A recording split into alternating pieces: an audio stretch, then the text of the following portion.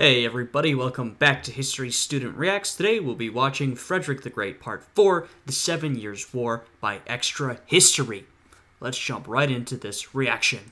Berlin, December 28th, 1746.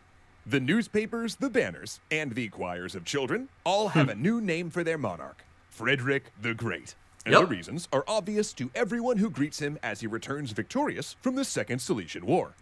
Yes, we've seen how Frederick has grown his claim to fame through primarily his actions during the War of Austrian Succession. At times it got a little too close for comfort, but Frederick acted aggressively, and more than anything, he was intelligent with international diplomacy. So that has really built up his reputation, not to mention his writing and his domestic policies, which are becoming known throughout Europe. He's becoming known as this sort of enlightened monarch, as he becomes Frederick the Great.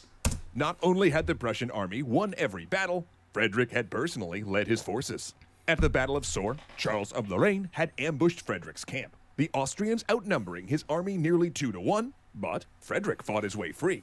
Then, when Prussia was under its greatest threat, when Austria and Saxony planned a two-pronged invasion to take Berlin, Frederick and his general had defeated both forces, taking Saxony's great city of Dresden and negotiating an end to the war. That's why the newspapers call him the Great. That and the fact that he'd probably written ahead to inform them all of his new title. But of course. Look, we've talked about this throughout the series as well. Frederick absolutely knew how to market himself and his achievements. He was very good at that. Now, he identified as this enlightened despot, this great conqueror, and part of that, I do believe, was how he thought of himself. But part of that must have been how he was marketing himself to the public, and he did a very good job of that. As I mentioned, he really became known throughout Europe as this enlightened despot, this servant of the people first and foremost, and a big part of that was because that's how Frederick presented himself. So he is certainly good dealing with the media and presenting himself and his achievements in particular ways. Watching this show for any extended period of time, you're probably going to be familiar with the next precedent. A great monarch cannot know peace for long.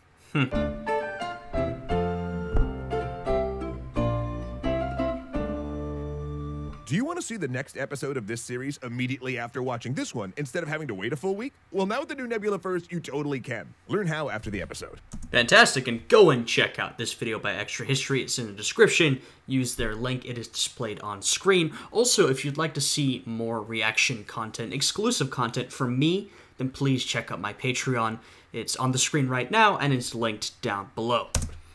Victory in the First and Second Silesian Wars secured Prussia's reputation as a rising power, and Frederick as a man to be reckoned with. Now, as we've seen throughout this series, Frederick's father really had built up Prussia to be a regional power, Frederick William I, the soldier king. What Frederick the Great, his son, is doing is turning Prussia from this regional power to a European power on a grander scale. Now, at this point, Prussia is still a minor power, but it is a rising power. So we really see this continuation from Frederick's father to him, and then even beyond the reign of Frederick the Great. It also bought him a decade of peace and splendor that could be attributed to not only his battlefield skill, but also two of his tenets when it came to warfare. The first was that Frederick believed over all else in the power of military speed. He who got his army out and able to act first won. And the best way to lose a conflict was to draw it out. He knew the And these ideas of Frederick's and of other people's would become very influential, not just in the time of Frederick and immediately following him, but really in modern European warfare. This idea that speed is the way to go, get your army ready to go first and you'll win. This will become a very prominent idea in modern warfare. The Russian army couldn't remain effective indefinitely, so his wars needed a quick conclusion. And the second reason was that while Frederick was good at war, he didn't like it. Even his mentor, Eugene of Savoy, had commented on this when Frederick was a young officer, and he meant it as a compliment. Frederick wasn't bloodthirsty. Frankly, he'd rather be at the new summer home he'd built in Potsdam, which he'd given the French name of Sans Souci, or Without Worries. There, in an environment of his own design, he was free to write poetry, play... Yes, Frederick was not bloodthirsty. He was certainly not known to be a bloodthirsty tyrant, but it is worth remembering that Frederick was someone who was willing to do what it took to achieve his goals, right? And if that meant starting countless wars, leading to the deaths of thousands and thousands of people, then Frederick was absolutely willing to do that. So sure, he wasn't bloodthirsty. He wasn't, I suppose, arbitrarily violent. No. But he was willing to employ large amounts of violence if it meant him getting what he wanted. So it's definitely worth keeping that in mind. You know, we think of Frederick the Great as this enlightened monarch. He loved literature and poetry and the arts, and all of that is definitely true. But don't let that camouflage that he was a man who was really willing to go to war. He was a warmongerer, right?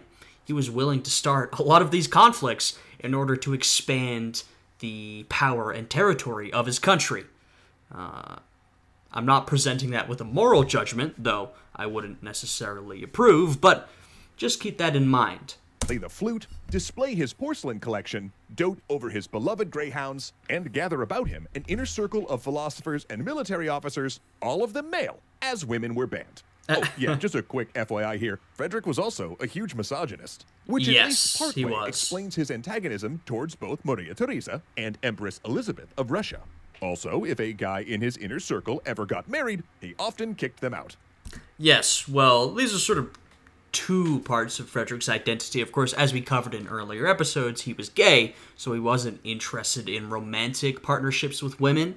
And also, perhaps because of that, or perhaps for other reasons, he was a misogynist, a big-time misogynist.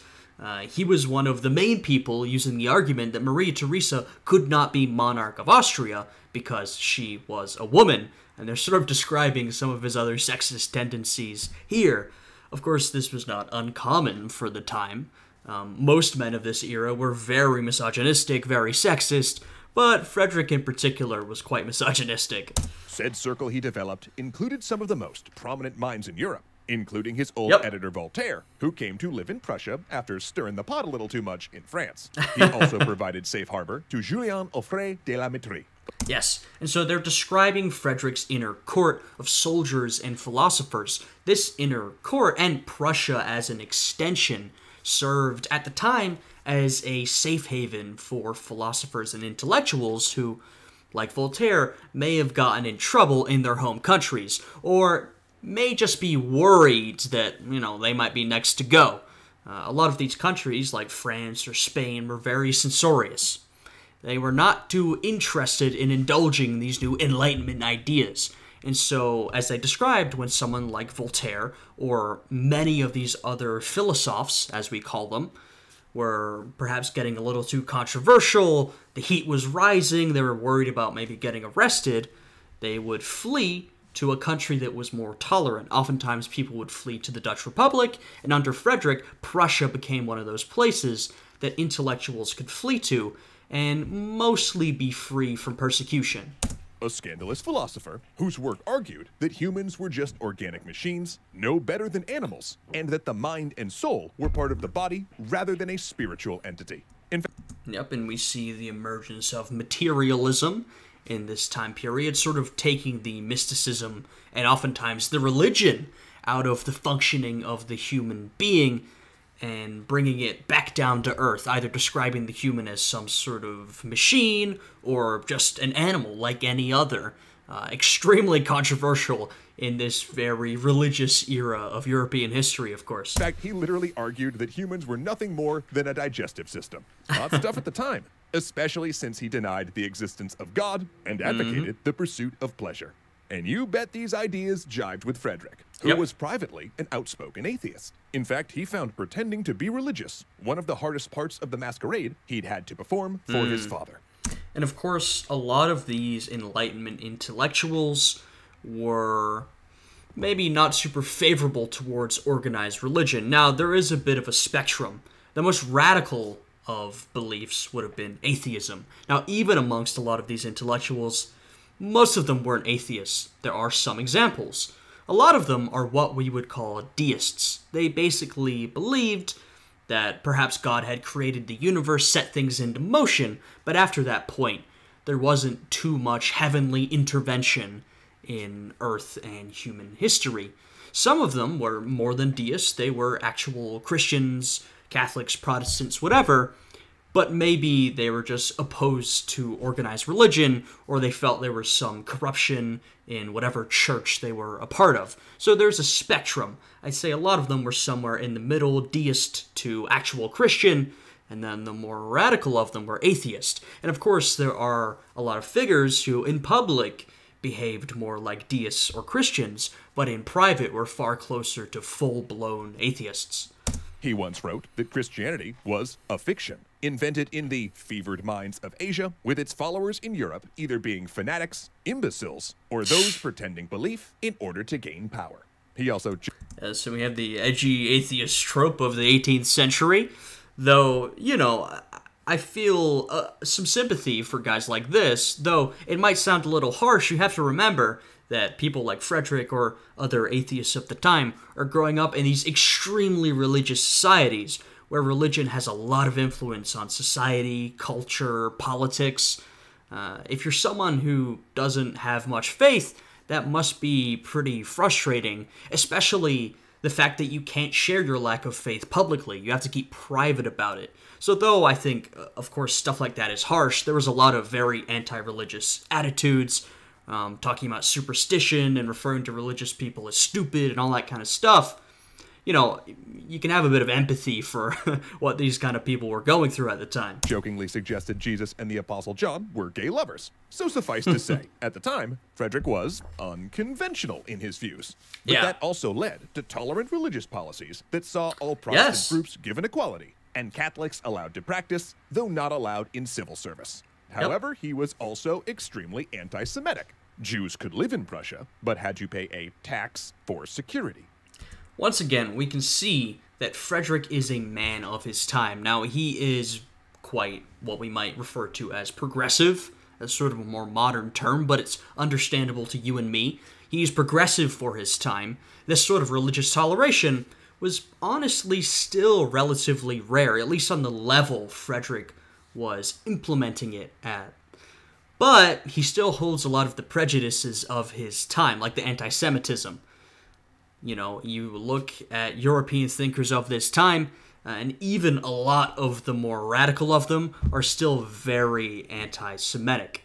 So we can see Frederick still holds a lot of those biases of his era, even while on other issues he's quite forward-thinking. Which, honestly, is just like Frederick. Seriously, for everything you learn about him that you like, he'll tend to have an equally awful quality. And that's definitely a pattern that's going to come up again and again. I mean, Frederick was, like everybody, a mixed character.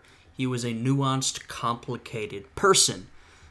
We look back on him from our perspective, and there are some things which we see and we go, wow, that's impressive, that's forward-thinking. But there are a lot of other things that we go, oh, yeah, that's not great at all.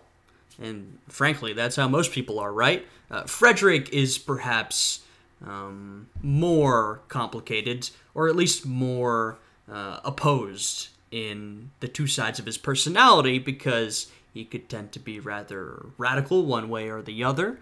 We can see his forward-thinking beliefs, and so it's a bit more of a contrast between, you know, one of his beliefs that we might agree with and another one of his beliefs that we might think, oh, that didn't age particularly well. But, you know, this is most people. So watch out for that. This decade also provided his first really prolific period of writing. Partly, these histories were meant to burnish his reputation and iron out less complimentary episodes in his career. He exaggerated enemy numbers at Malwitz, for instance, claiming that the Austrians had a much larger force than they did. I mean, as any good, great leader throughout history does, he embellishes his accomplishments a little bit. I was talking earlier about how he was very good at marketing himself, his image, his accomplishments. You know, it reminds me of someone like, say, Julius Caesar, someone who was very skilled and certainly won a lot of impressive victories, but made sure to always embellish and over-exaggerate his victories, over-exaggerate the number of enemies he had to face, send his writings back to Rome, and everybody would be all impressed. A lot of great leaders, a lot of great military leaders know how to, of course, fight, but they also know how to market those achievements to make them look a little bit more impressive.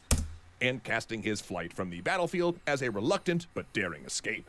In addition, he wrote his first book on military theory, primarily to distribute to his generals. He also drilled his troops, because Frederick wanted to be ready for the next war.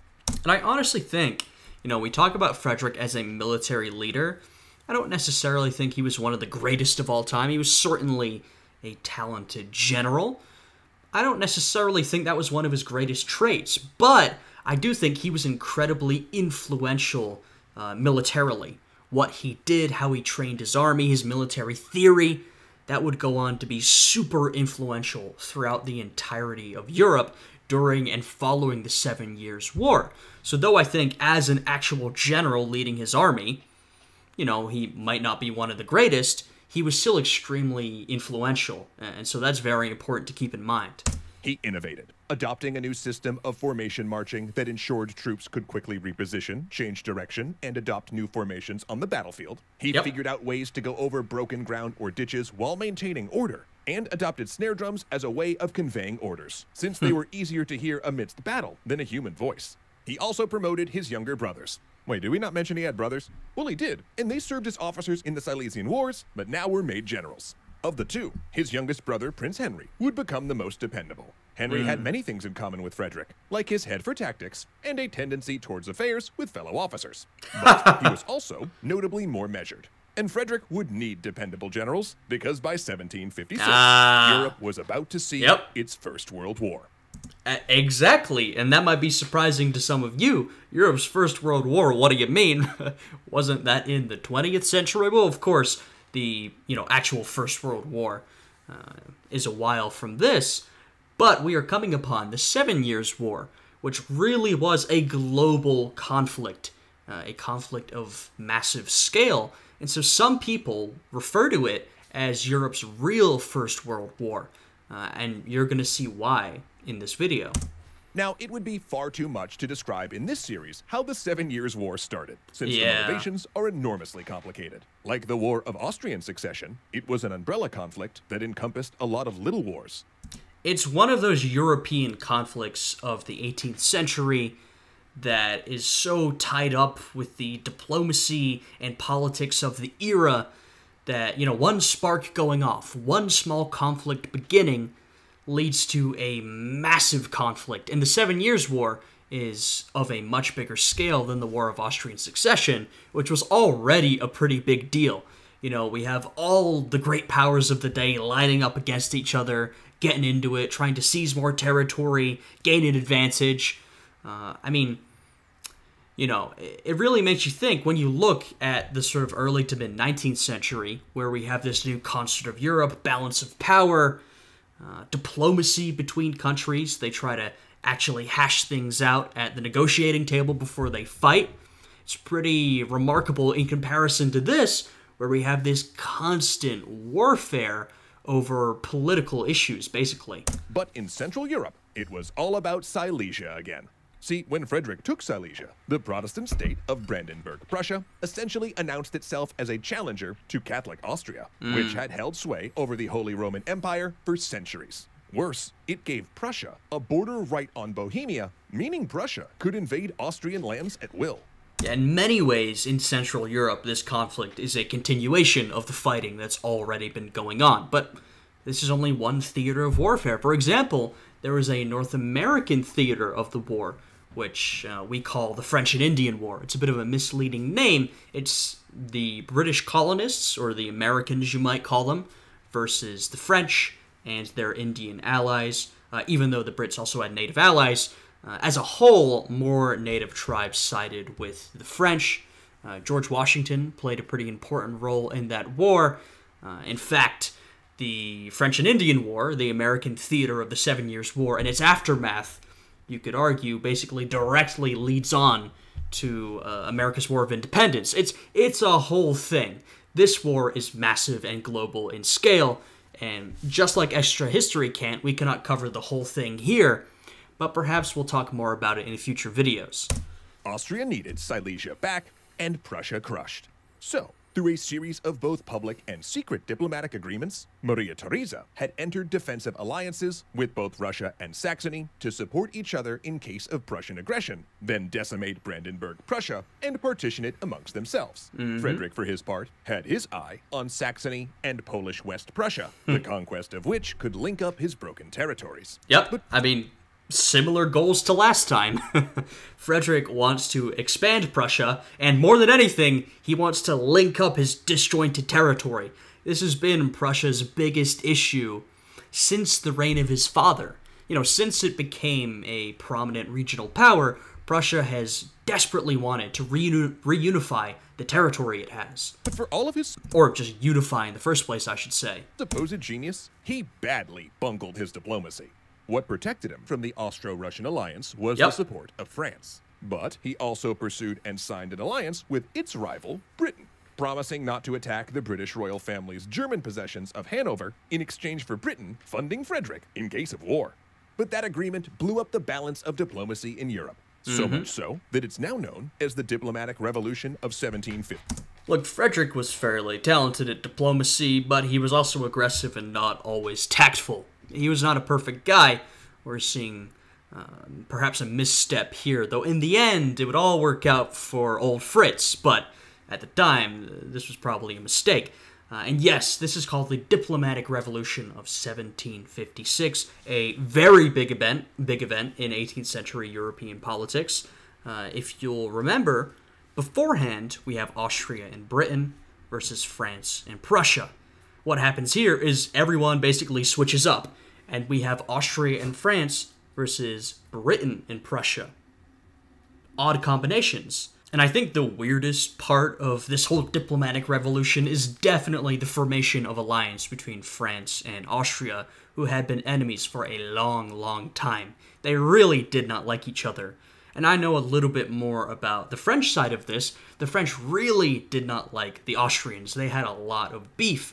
For example, we can think about the marriage between Louis XVI and Marie Antoinette, something that was enabled by this new alliance between the two countries. Marie Antoinette, as you might know, was incredibly unpopular amongst the French people, and one of the reasons was because she was Austrian. She was instantly distrusted and disliked. So even after this diplomatic revolution, at least between France and Austria, a lot of animosity remained. So regardless, this was a very big deal. It really shifted the whole geopolitical space of European politics. 56. France became furious with Frederick for allying with its enemy Britain, leaving France isolated without any allies in Europe. And this wasn't the first time he'd screwed them over diplomatically either. There had been that secret truce with Austria during the First Silesian War, then making a separate peace with Austria and dropping out of the Second Silesian War.